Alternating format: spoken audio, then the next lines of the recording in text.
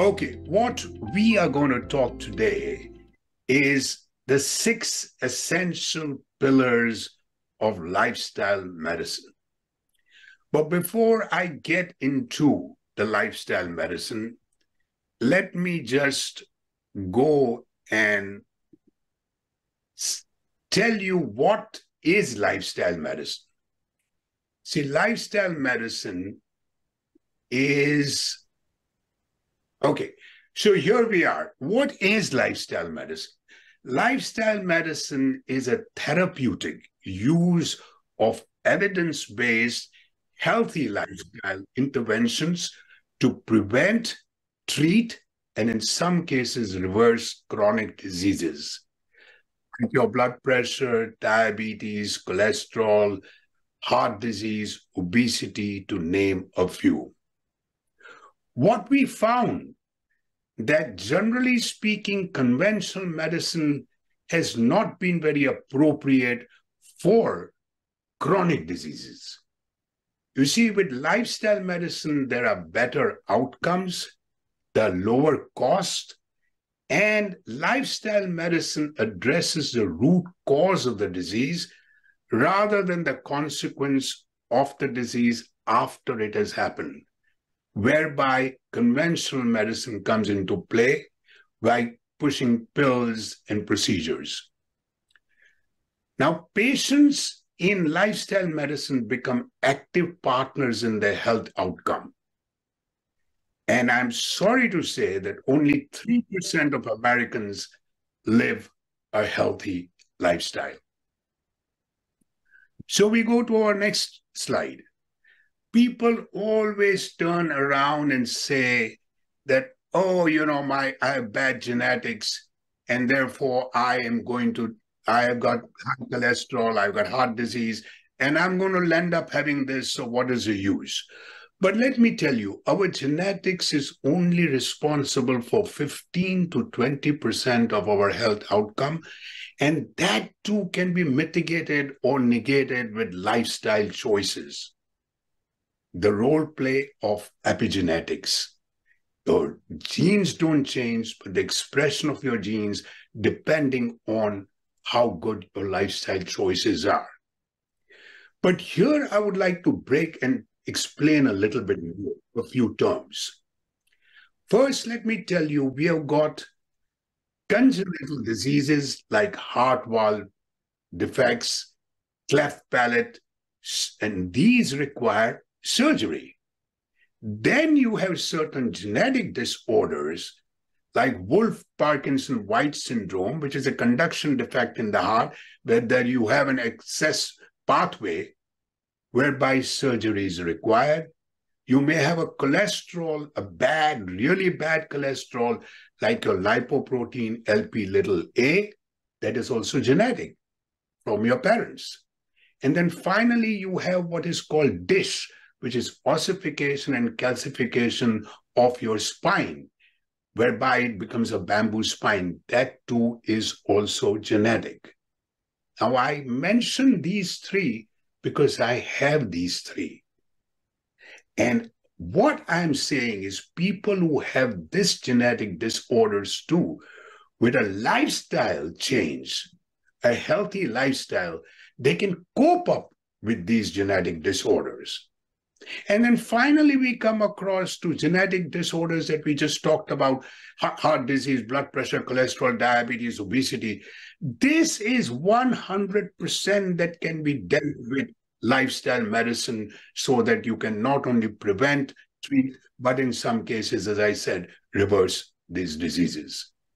So remember that even if you have genetics, bad genetics that load the gun, but your lifestyle pulls the trigger. So why is lifestyle medicine so important? Because we are spending billions of dollars on these diseases without a healthy outcome. Because of conventional medicine, we are living longer, but not healthier. In fact, the last 20 years of our lives are often miserable.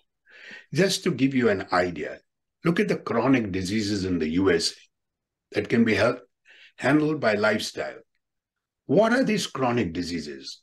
Coronary artery disease, strokes, congestive heart failure, cholesterol, high blood pressure, diabetes, bronchitis, chronic allergies, asthma, sinus infection, depression, certain cancers, back pain, arthritis. Can you imagine? Can you imagine that you 6 to 10 Americans have a chronic disease? 4 in 10 Americans have 2 or more chronic disease. We have 38% of Americans will be diagnosed with cancer during their lifetime. Half of all Americans have cardiovascular disease. 1 in 3 Americans have prediabetes. And 90% don't even know if they're pre-diabetic. 88 million people are pre-diabetic. 34 million have type 2 diabetes, and 72% of Americans, we are overweight or obese. Therefore, healthcare in US costs $3.3 trillion annually. And 90% of this cost are attributed to treatment of chronic conditions, pills, and procedures. So we spend more on healthcare per person than other major industrialized nations, and yet we rank last amongst the 11 industrialized nations as of 2013.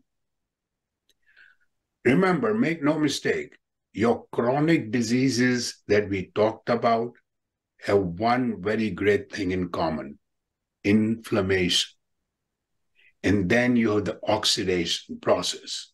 Then you have the shortening of the telomeres in your cells, so it shortens your life in your chromosomes. You have disturbance of the gut bacteria and overstimulation of the sympathetic nervous system, which I will talk about a little later. So we come across, in 2020, most leading causes of death in the US were lifestyle-related: heart disease, stroke, lower respiratory disease, Alzheimer's, diabetes, and kidney disease. So here we are with the 6 pillars of lifestyle medicine. 6 powerful interventions to lifestyle medicine.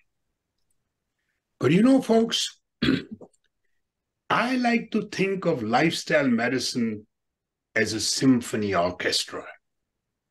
And I want you to understand that healthy eating becomes the conductor with his baton. And then you have all this physical activity, your sleep, your stress management, your avoidance of risky substances, and your social relationships becomes different players in the orchestra. Like it can be a guitarist, or it can be a saxophonist, or it can be a cello player or a pianist. But remember, for this orchestra, you have to be playing in sync, given guidance by the conductor to ensure that the music sounds harmonious. So make no mistake that the same thing goes on with the 6 pillars of lifestyle medicine, which are interconnected. You can't be just saying, okay, I exercise, so I'm okay. Or, I do healthy eating, or I'm avoiding all this alcohol and cigarette smoking, so I'm going to be okay. No, these are all interconnected, like that music analogy. They help each other. They have to work in harmony to produce the best health outcomes. And so we take the conductor. The conductor is your whole food, plant-based diet. Diet is a leading cause of chronic disease and disability and death in the US. The most important dietary risk in the United States are diets low in fruits, vegetables, in nuts and seeds, high in sodium, high in processed meats, high in sugar, and high in trans fats. So what do? All we have to do is increase our fruits and vegetables, grains, barley, brown rice, millet, beans and lentils, nuts and seeds. Avoid, if you can, avoid dairy. 1 cup of 2% milk has equal amounts of saturated fat and cholesterol as an ounce of meat. So what should your plate have? You should have half your plate fruits and veggies, quarter of your plate whole grains, and quarter with plant proteins. You can get all this in your whole food plant-based. Your fat should be total 10 to 12%. For example, if you need about 2,000 calories of food a day, no more than 100 of them should come from saturated fat. That's about 11 grams of fats per day. Consuming foods with long shelf life using trans fats will decrease your lifespan. Average American, how much do you think they eat salt?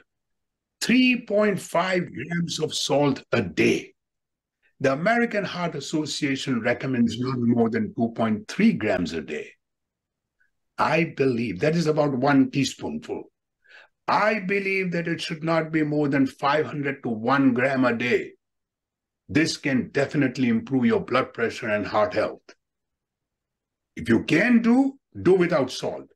But otherwise, 500 milligram to 1 gram is the maximum you should be using. What do you think the average American consumes? How much sugar? 17 teaspoonfuls of added sugar each day. This is by the American Heart Association.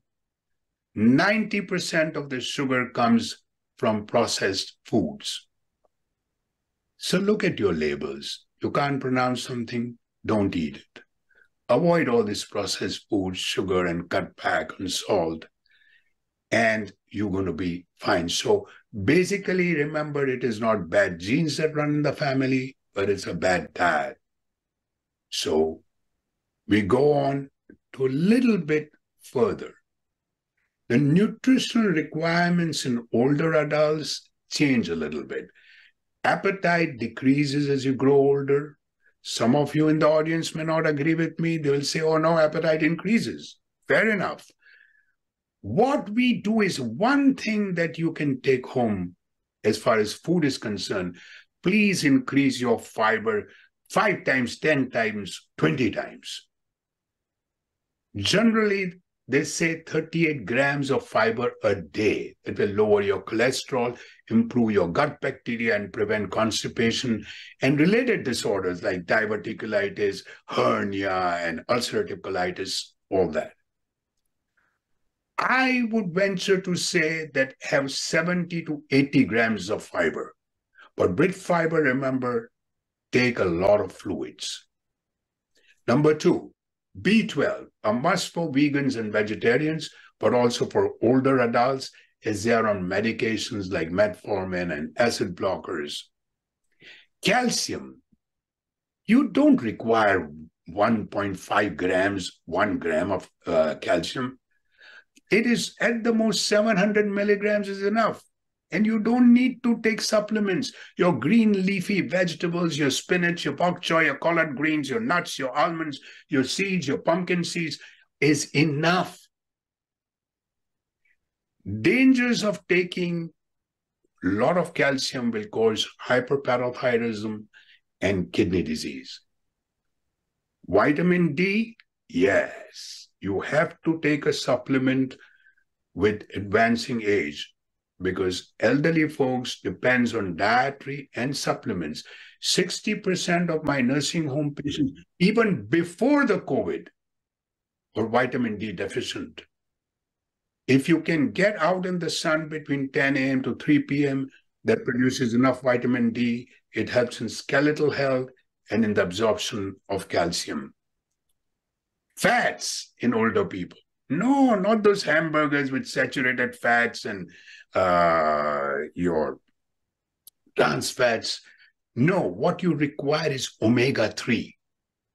And omega-3 is found in flax and chia seeds.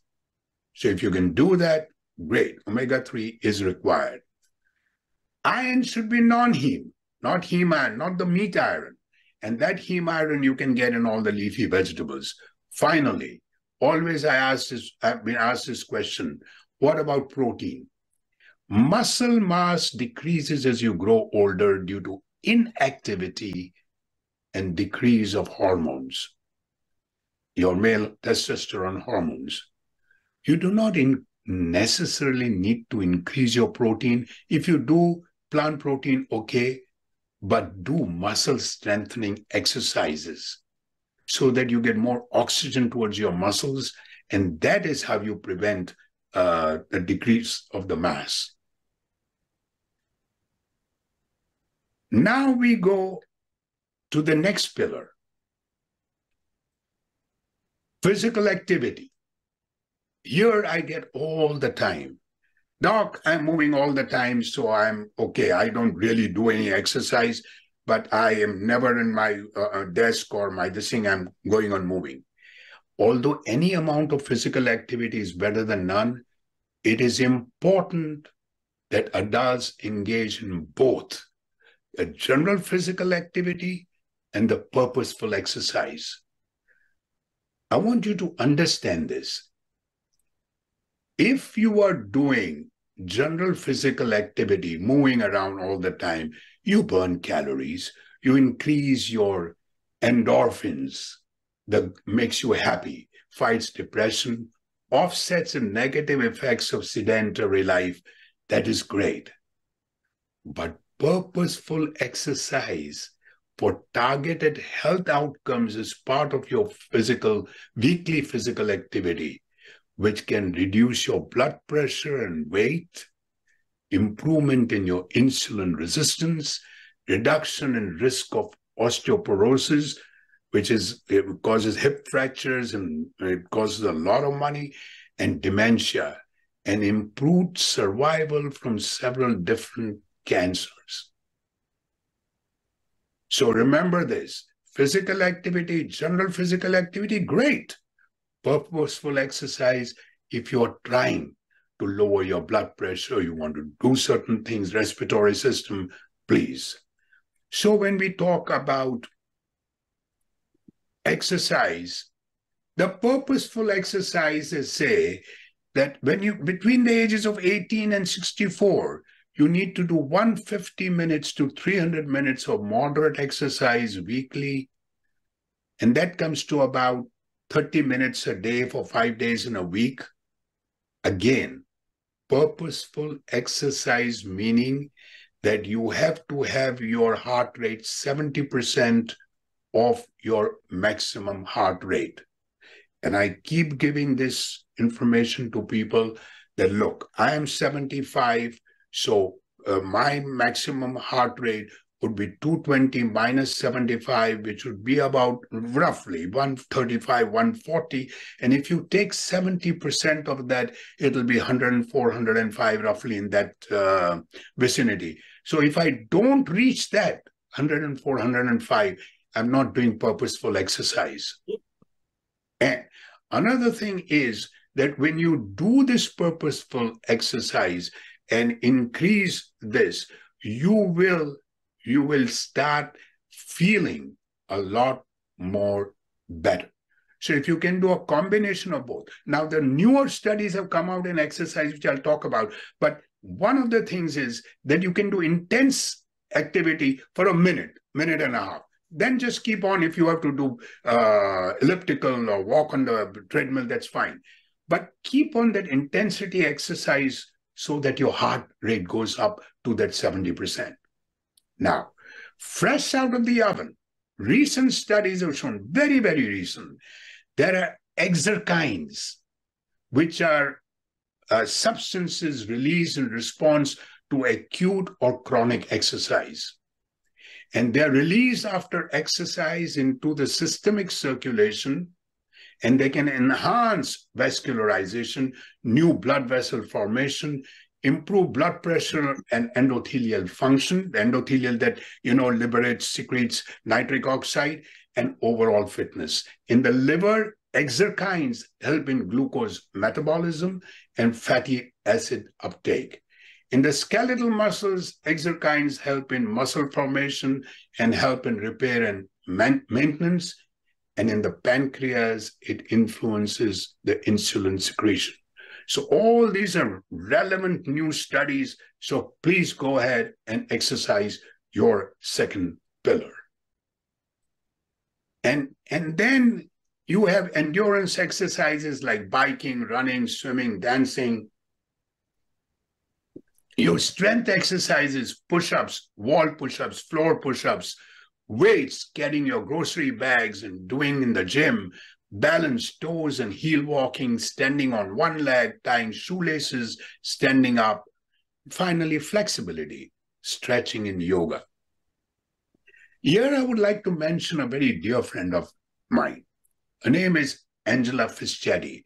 She's a senior fitness consultant, hatha and prenatal yoga instructor. She's also a geriatric massage therapist for those who are living in the Miami, Fort Lauderdale area. A lot of my friends and patients have gone through her Zoom sessions and online sessions, and she is remarkable. If anybody wants to get in touch, please write to me or wheel in, and we'll be very happy to get you in touch with her. Okay, so we go next to stress management. It can be defined as a state of worry or mental tension caused by difficult situation. It is a natural human response, and everyone experiences stress to some degree. The way we respond to stress, however, makes a big difference in our overall well-being. So here, let me just tell you acute stress and chronic stress. Acute stress, when you have the sympathetic nervous system, don't get confused, just let me explain this. It's very simple. Sympathetic nervous system goes into an overdrive when you have an acute stress. Say somebody's snatching your purse.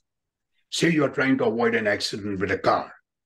Or say that you are going into an examination hall and you're nervous. Or say you're going to an interview. What happens is sympathetic nervous system takes over for that period of time. Your blood pressure increases, your pulse rate increases, your respiratory rate, breathing increases, and you're okay. But once that thing is over, whatever it might be, you're about to crash with a car and the car passes off, everything is normal. Now, so what is sympathetic nervous system? Putting your foot on the gas pedal. So everything is high. Once that is over, your parasympathetic takes over. Now you put your foot on the brake. So all your blood pressure, heart rate, respiratory rate, all comes back to normal. This is great. This can help you. But when this continues, when you continuously get your blood pressure increase and your heart rate increase and you're completely always stressed and you don't know how to handle stress, now you go into a chronic stress. Whereas overstimulation of the sympathetic nervous system forever, your gas pedal has never left off and you're not put your foot on the brake pedal. So here you have, now you start getting all this hormones, your cortisone levels go. Your cortisone levels go up, you start eating more so that you get more obese. Cortisone can increase your blood sugar. Cortisone can increase your blood pressure. So you are in a mess now. And that chronic stress is what you need to handle. I believe that you should handle with your yoga, meditation, sky breathing, and what have you. And remember that if you look at it, mindful meditation And I know we are living in a fast world, planning ahead, budgeting, leaving earlier for work, being proactive tend to reduce this stressors. And so we come to my today's favorite subject, sleep. I want people to pay a little more attention to this because this is just recent studies. Remember, sleep is your life support system. It is a non-negotiable biological necessity. Routinely sleeping less than 6 hours a night weakens your immune system. Now, it has an impact on your learning, memory, and your immune system. Insufficient sleep can cause cancer, Alzheimer's disease, increasing your blood sugars, stroke, cardiovascular disease, and whatnot. It also contributes to psychiatric conditions, including depression, anxiety, and suicides. Remember the saying, a ruffled mind makes a restless pillow. Now, most adults should get 7 to 9 hours of sleep per night in alignment with their natural circadian rhythm. The shorter you sleep, the shorter your lifespan. Circadian rhythm. Everyone does not have the same circadian rhythm. My rhythm may not be your rhythm. So what happens? You have people like me who are morning types. We are 40%. We are called morning larks. And what we do is we love to get up in the morning, especially me, love to get up in the morning and start doing things. And I am all going in the morning. While my wife, and she is here in the audience, she is the night person. I am called the morning lark. My wife is a night owl. What she does is a maximum is she gets up late, then she works, and in the night, late night, she's hyper and works and all that. But what happens? What happens, folks? You see, a study was done with a plant, Mimosa pudica, that opens and closes its leaves. People, it was a logical assumption that daylight triggered the leaves to open while darkness instructed the leaves to shut up. Wrong.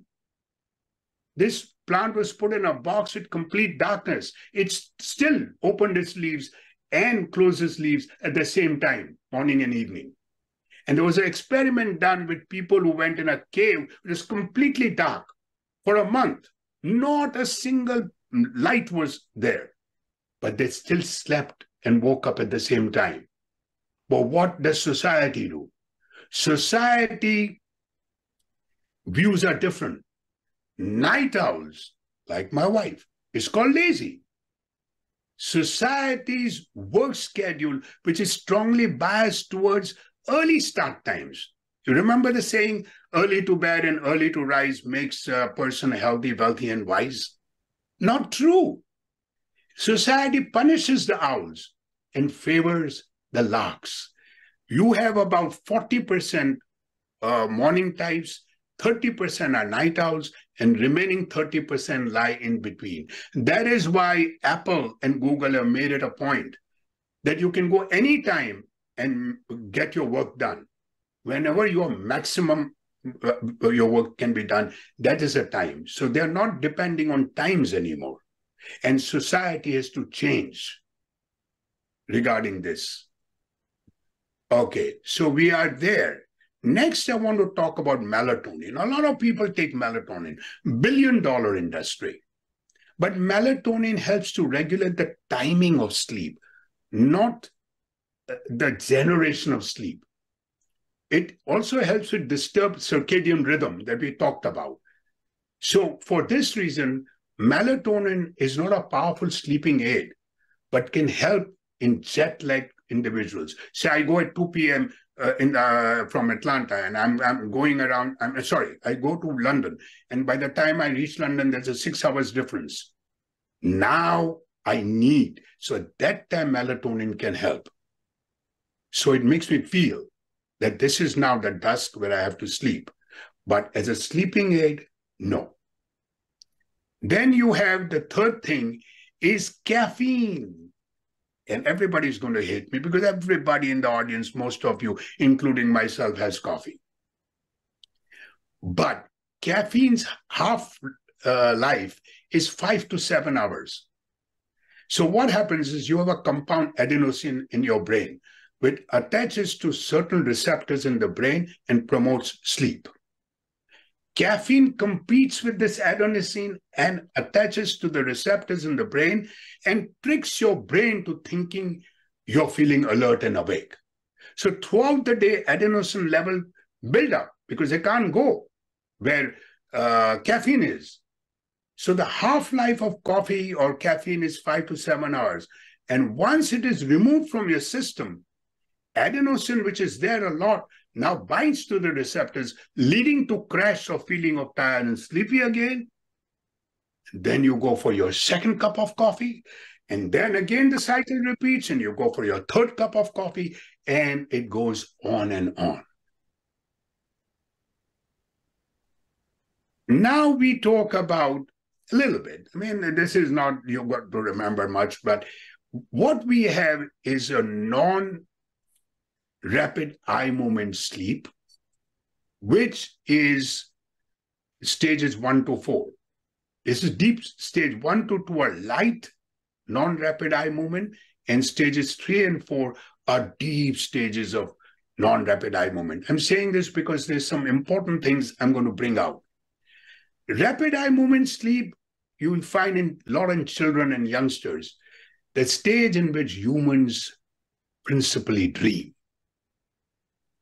So first starts the non-rapid eye movement, followed by rapid eye movement, and this continues every 90 minutes. So this is your sleep pattern that everybody has. Now, this is the most important part of sleep. And bear with me, this has just come out. Sleep is your superpower, non-negotiable biological necessity, okay? Let's take learning and memory.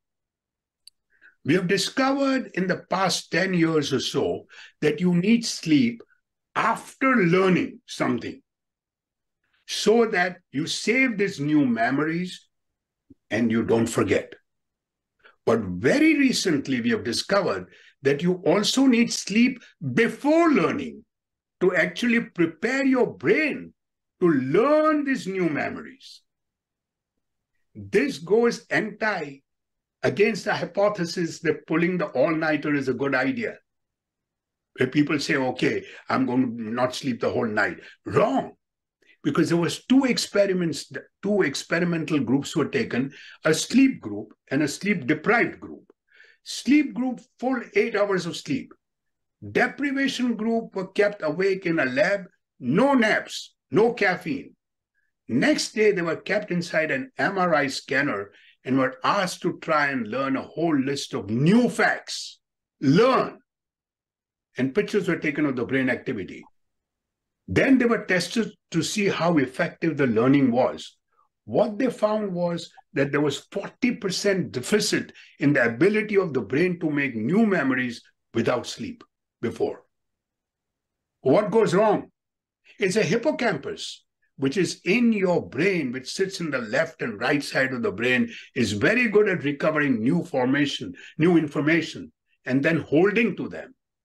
A full night sleep creates healthy signals, but sleep deprivation shuts down this memory box and there are no signals. And with a healthy sleep group, they also found that during subsequent deep sleep that we talked about, non-rapid eye movement, the files are transferred from short-term to the cortex permanently, making them safe. So the important thing is sleep before, sleep after. Aging in dementia, this is classic. As we get older, our learning and memory abilities fail. Our deep sleep that we talked about gets worse. These are not separate entities, the sleep and the learning and memory abilities. They're interconnected. So disruption of deep sleep can get cognitive and memory decline in aging, as well as can get Alzheimer's disease as a separate entity. So apart from the physical changes in the brain, your brain shrinks in Alzheimer's. We cannot do anything about it. But with sleep, we can. What they did was they inserted a small amount of voltage in the brain, so small you typically didn't feel it, in young, healthy adults during deep sleep. And they found that they doubled their memory benefit they got from sleep. Now, if we can translate this to older adults and those with dementia, can we restore some healthy quality of deep sleep and salvage some aspects of learning and memory function? I believe so. I think it is the hope of the future. And the thing that really was mind-boggling and absolutely threw me off the track, I'm reading this book, Why We Sleep. And here is something that is fascinating. Sleep loss and cardiovascular system. Heart, that is my favorite thing. So think about it. It just takes 1 hour. Global experiment performed on 1.6 billion people across 70 countries twice a year.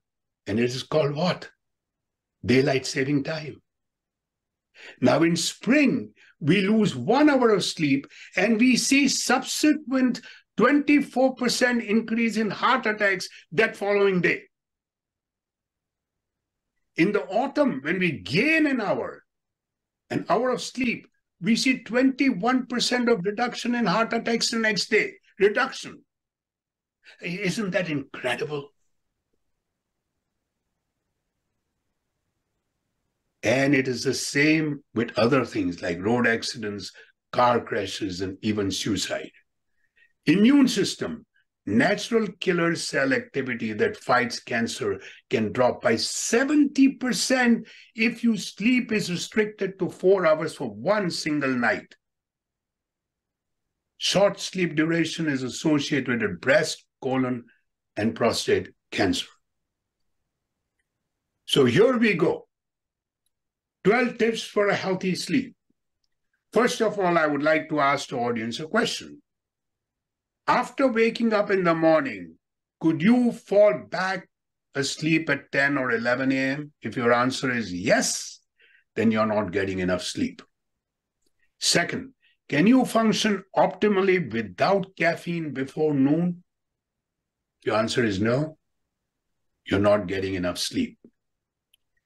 Use an alarm clock to go to sleep. Stick to a schedule, sleep schedule. Not to go to sleep, use an alarm clock. Don't use an alarm clock to wake up. You use an alarm clock to say that you will be sleeping. So stick to a sleep schedule. Go to sleep and wake up at the same time, whether it is a weekday or a weekend. And because if you sleep more during the weekend, it will make harder for you to get up on Monday morning. What? Exercise no later than 3 hours. Oh boy, what happened? Exercise, where did it go? Yeah. Exercise not too far, too late in the day. Avoid caffeine and nicotine. Both are stimulants. Smokers sleep lightly and wake up early because of nicotine withdrawal. Avoid alcohol drinks before bed. May help you to relax, but also robs you of the rapid eye movement sleep of the dreams. And there's a whole new talk I can give on dreams, but right now this is not the right place. You also tend to wake up in the middle of the night when effects of alcohol wear off. Avoid large meals and beverages in the night. Indigestion and urination can happen. Avoid medication that delay or disrupt your sleep. Take it in the mornings. Don't take naps after 3 p.m. Relax before bed. Unwind with reading or listening to music. Hot bath before bed. Drop in body temperature because you need at least your core temperature to go by 2 to 3 degrees lower. And that can make you sleepy and relaxed. Dark, cool, and gadget-free bedroom. Temperature should be cooler side. This is 65 degrees. Your bedroom temperature should be there. No TV, call, phone, or computer. Comfortable mattress and pillow. Turn off the clock's face out of you. Have the right sunlight exposure. Spend 30 minutes in the sun and wake up with the sun or use of very bright lights in the morning. This is my favorite. Do not lie in bed awake. If in 20 minutes you cannot sleep, get up and go to a different room. Read something, do something. The analogy is a dining table. So the whole idea is that don't lie in bed awake. So the analogy of somebody at a dining table, you never sit at the dining table to get hungry, do you? So why should you lie in bed waiting to get sleep? So with this, the sleep aspect is over. And then you have the fifth one, avoidance of risky substance, tobacco, alcohol, prescription and non-prescription drugs, cocaine, fentanyl, amphetamines, pain meds, OxyContin, hydrocodone, alcohol, 2 drinks or less for men and 1 drink or less for women on days they drink. Not every day. So on the days they drink, this is what it is. And finally, you have,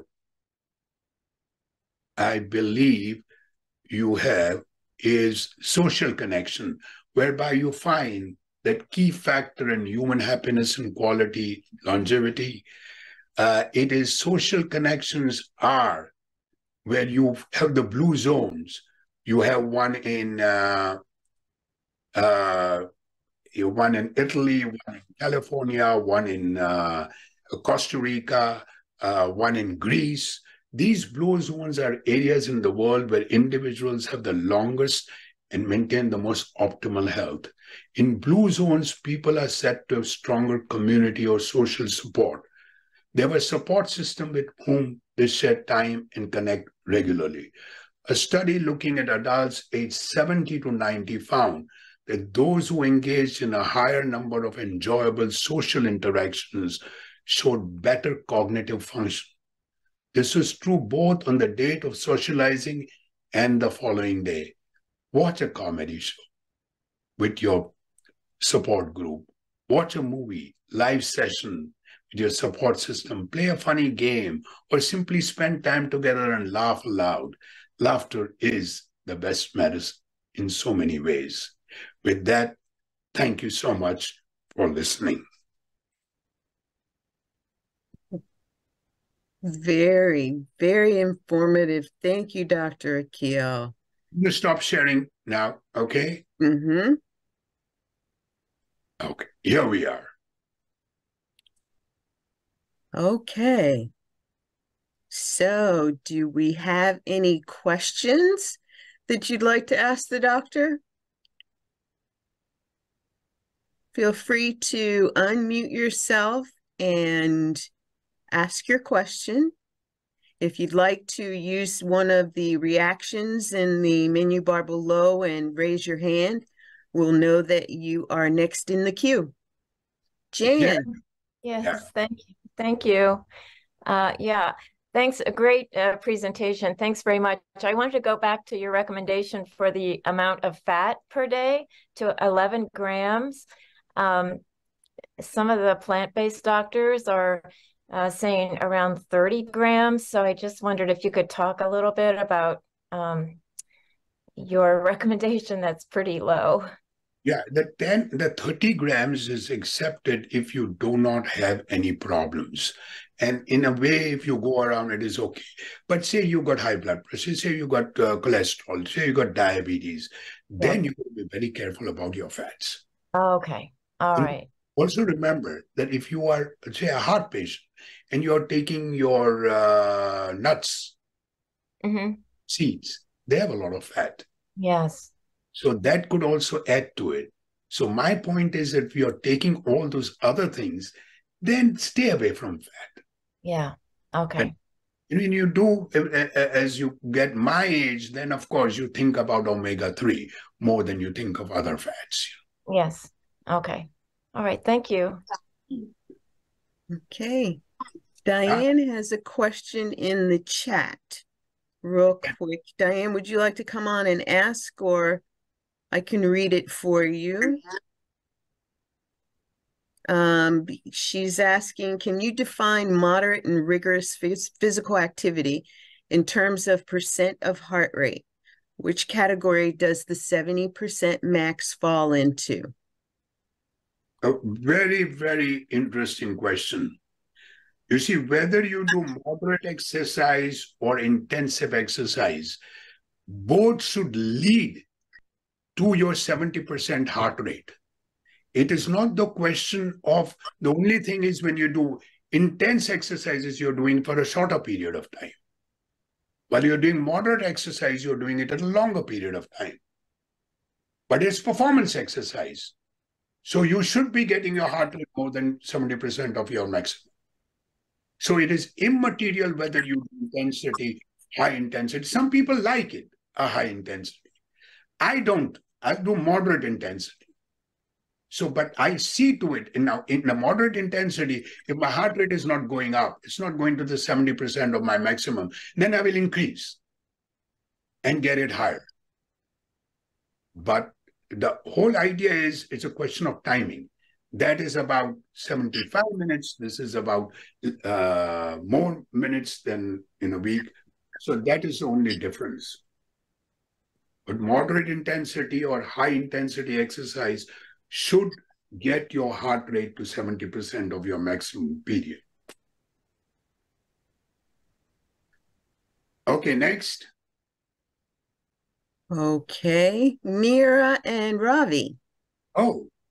Your hand is raised. Hello, Dr. Taher. Hello, sir. How are you? I'm doing great, doing great. Question for you is, I walk about 4 to 5 miles every day, and no matter what I do, my heart rate probably struggles to get up to 101 or 102 maximum. The range is kind of like, I mean, the Apple Watch targets it, but the average heart rate tends to be around 99 to 100. Is that okay? What is your 70% of your maximum? 104. 104. 104, right? And where do you go up to when you walk? Say that again? Where do you go up to? How much? I go up to, the highest it goes is maybe about 107, 108, but then it comes back to normal. Correct. But the whole idea is that in your case, if you are, here is a simple thing. You're walking. Increase the intensity of your exercise. Walk a little faster.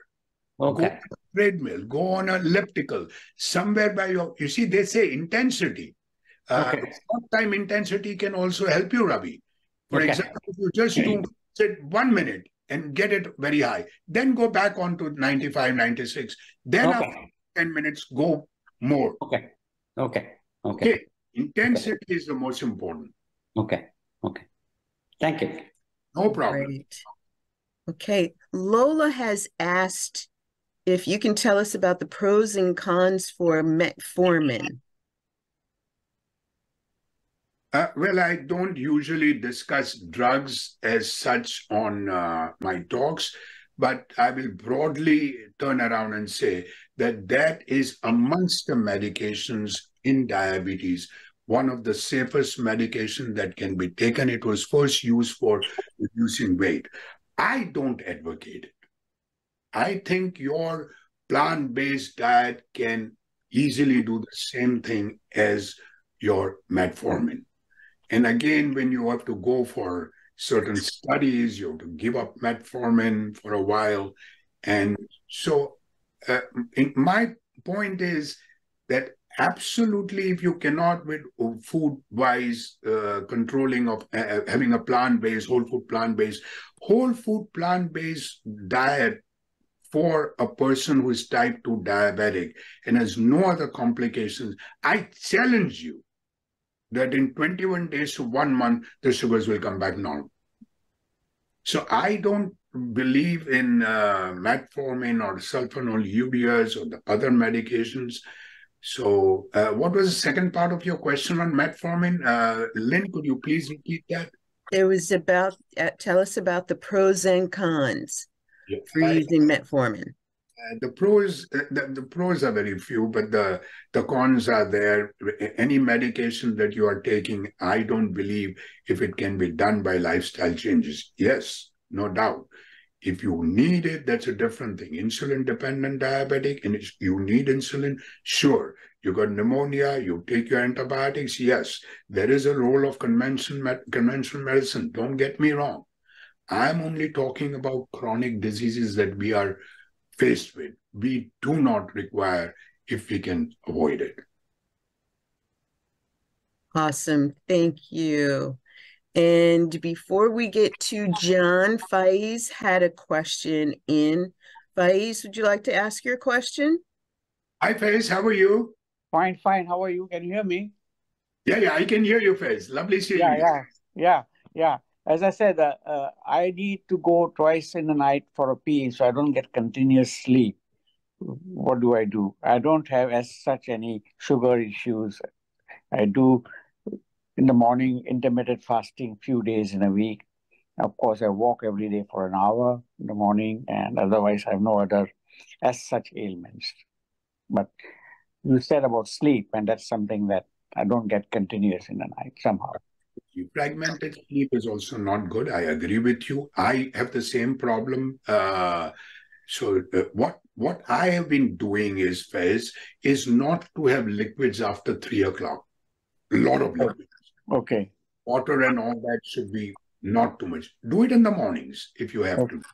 I mean, you can have fruits and all that, but I also find if you take fruits or if you take water at the times, it's 7 o'clock, 8 o'clock, then I have to get up. Okay. Watermelon, for example, I'll have to get up. But if I don't take, then I'm okay. It is because at our age, we are almost the same age. So at our age, we do have an enlargement of the prostate. Yes. Which needs to be done. Yeah. But you can just avoid the drinking of water or whatever. Even if people drink alcohol, I always tell them, you want to have your responsible drinking, if you want to do it way before. It's not going to let you sleep. Right. Really don't. Yeah. Okay. Thank you so much, Doctor. Thank you.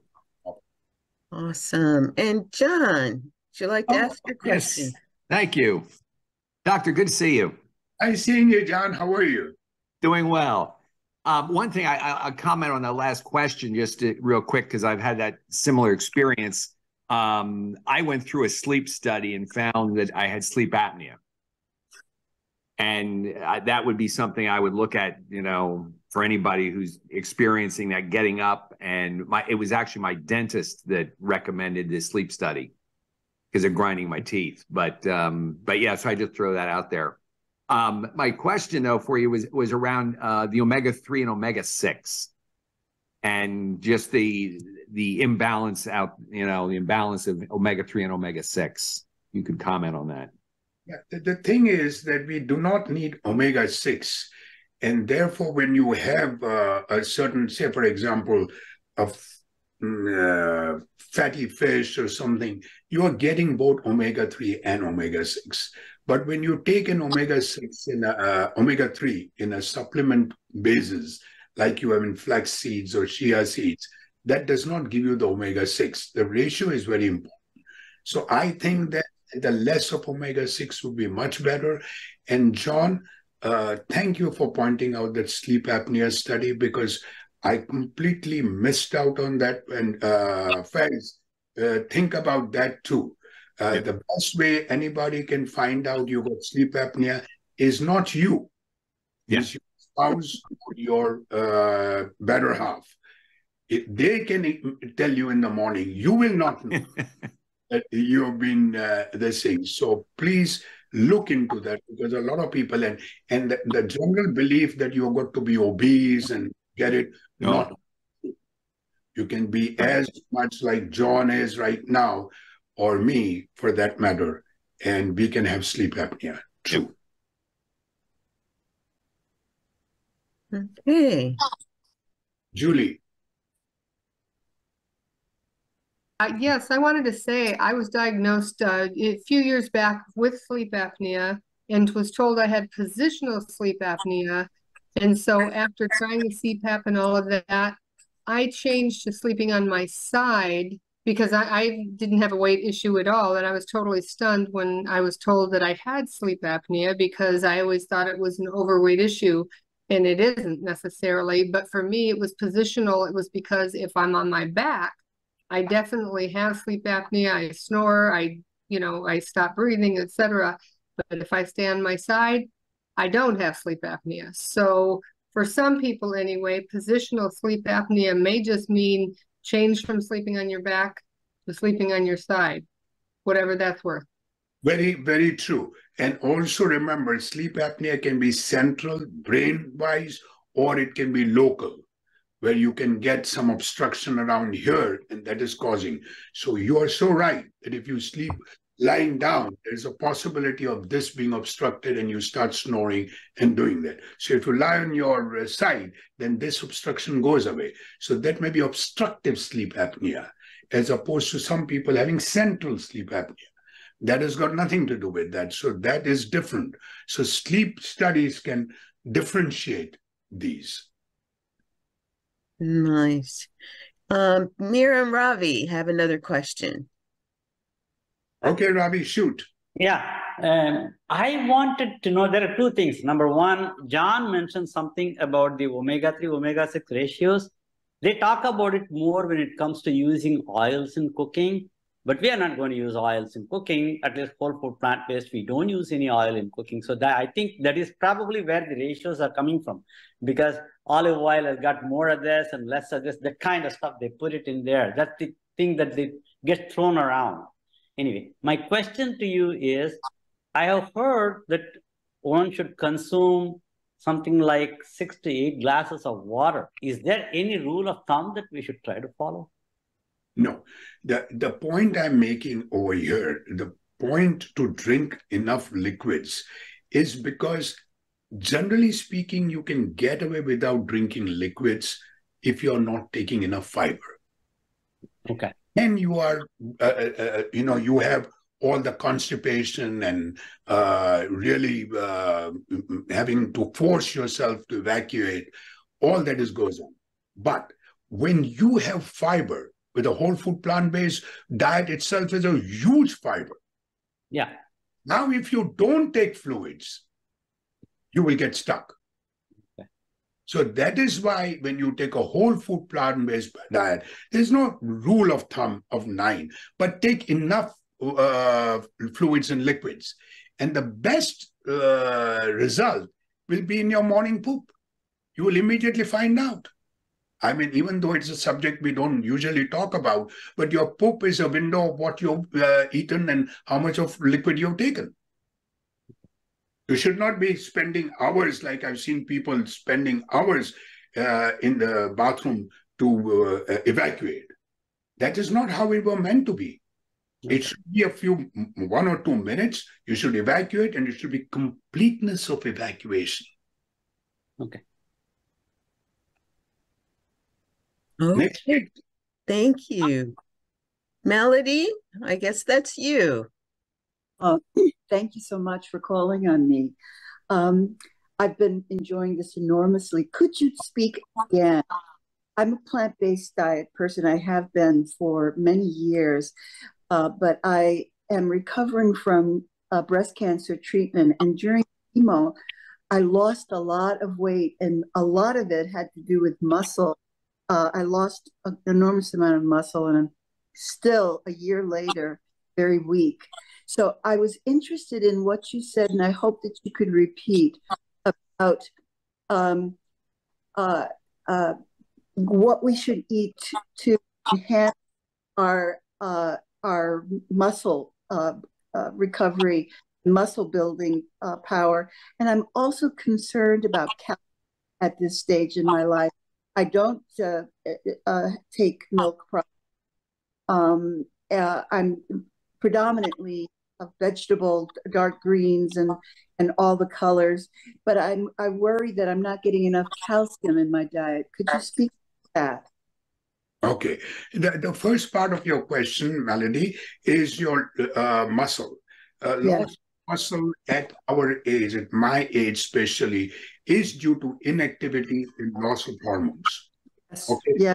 There's also have testosterone and estrogen hormones being liberated.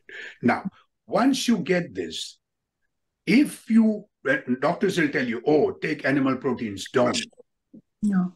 Go on to plant proteins and increase your whole food plant-based proteins. Mm-hmm. Increase your legumes, your beans, your lentils, and all those things, which will give you your quinoa, the whole grains. That will give you the added distinct of protein for your muscles. But number two, do some muscle strengthening exercises. Mm-hmm. Mm-hmm. Because when you do muscle and you don't do any exercises, that is the time when it gets flabby and you get tired. But if you do muscle strengthening exercises, your oxygen is moving in and you are getting much better at that. Mm-hmm. If you have somebody who is there in a gym or something who can help you with that, that would be phenomenal. Okay. Number two, your number two question was calcium. Mm-hmm. Calcium is not required. Mm-hmm. Vitamin D is required because it helps in the absorption of calcium. Your calcium, you don't need to get it out of dairy products, but your calcium is enough in your green leafy vegetables, your like bok choy or your kale or all these seeds, pumpkin seeds and all that can give you enough calcium. Mm-hmm. It's an overrated thing. It's a big companies that say, oh, you need calcium. You don't need calcium. 700 milligrams is okay. Mm-hmm. Why do you need 1.5 grams? Mm-hmm. 1,500 milligrams is not right. That can cause to kidney stones and hyperparathyroidism and all that. Overactive. Okay. Parathyroid. I was prescribed a after my treatment, I was prescribed a estrogen lowering, controlling drug, which also caused me to have pain in my joints. And I was hoping that through diet and exercise, I could achieve the goals that first of all, I was diagnosed with a triple negative breast cancer, not an estrogen-driven breast cancer. But I did have a small percentage of, I think it's progesterone shown, but it was so small that I fell into the triple negative breast cancer category. I don't like taking these hormone suppressing drugs. I feel like they are, because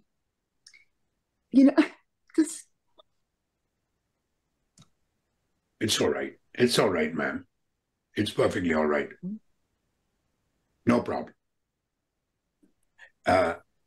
Let me answer your question, ma'am. I know you don't like it, but I'm not right now going to interfere with your oncologist in terms of decreasing the estrogen or the progesterone or what have you. All I can tell you, no matter what anybody around here in the audience is suffering, whether it is cancer or a heart disease or like me, having lots of other problems, a whole food plant-based, majority of the times, even if people are non-vegetarians, I will tell them, cut back on your meat and processed stuff and all that. But that is going to help you in any condition that you are. A whole food plant-based diet, whether you got cancer or whether you got heart disease or you got stroke, it is going to help you. So in my opinion, I know you're going through a very difficult time, Melody, but I'm sure you'll overcome it. But don't give up on this, because at the same time, your whole food plant-based diet is fighting the cancer too. yes. Mm-hmm. Okay? Thank you. No problem.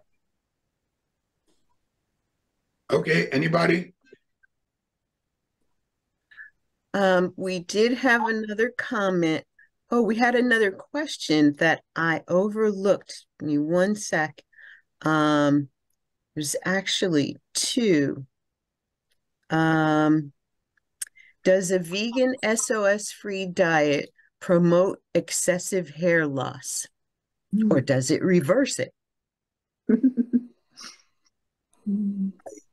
To be very honest with you, I do not know, so I will not even take an educated guess. But I would like to read on something about it, but I'm not sure. So Well, that thank you. goes out because I don't really have any, I've not read on it, or I don't have any backing.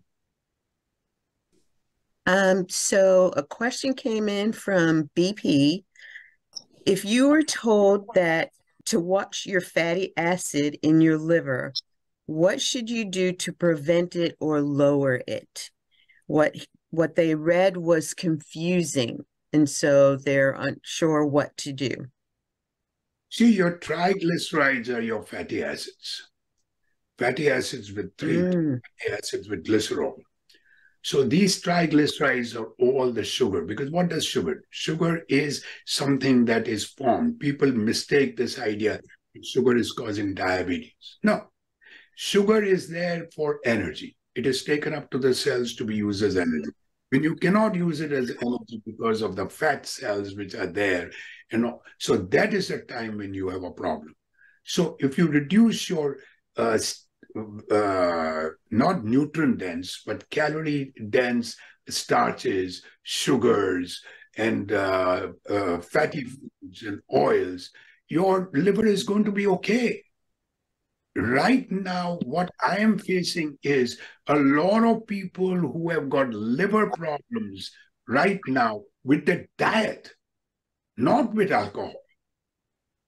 So I'm trying to figure out that if you continue taking your triglycerides and your foods in a proper way that is meant to be, how many people, the worst combination that you can have is your triglycerides are high, which I've seen in a lot of South Asian patients.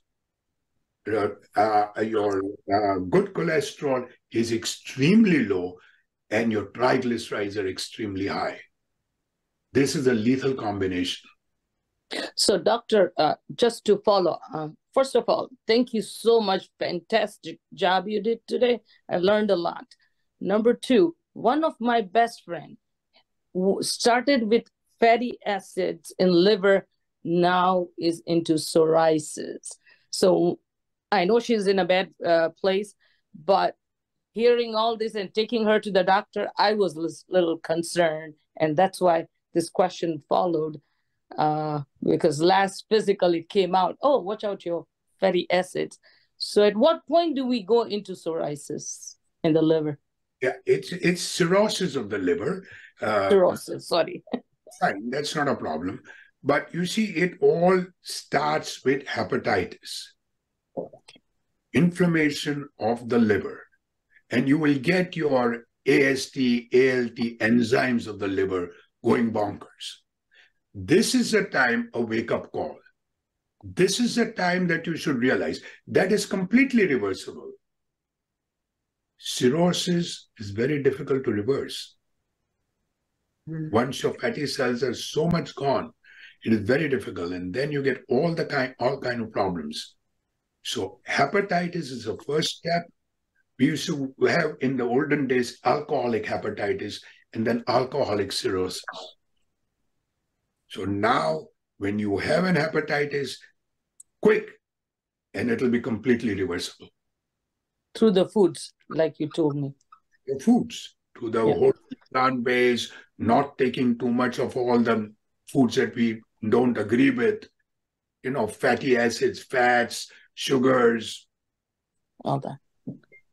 Well done. Thank you so much. Thank you so much. Not a problem. Thank you for your question. Are there any other questions? I think we answered everything. There was another suggestion for a workout with seniorfitnesswithmeredith.com. It's online, and she has some good videos according to Ravi. And remember about Angela Fischetti as well.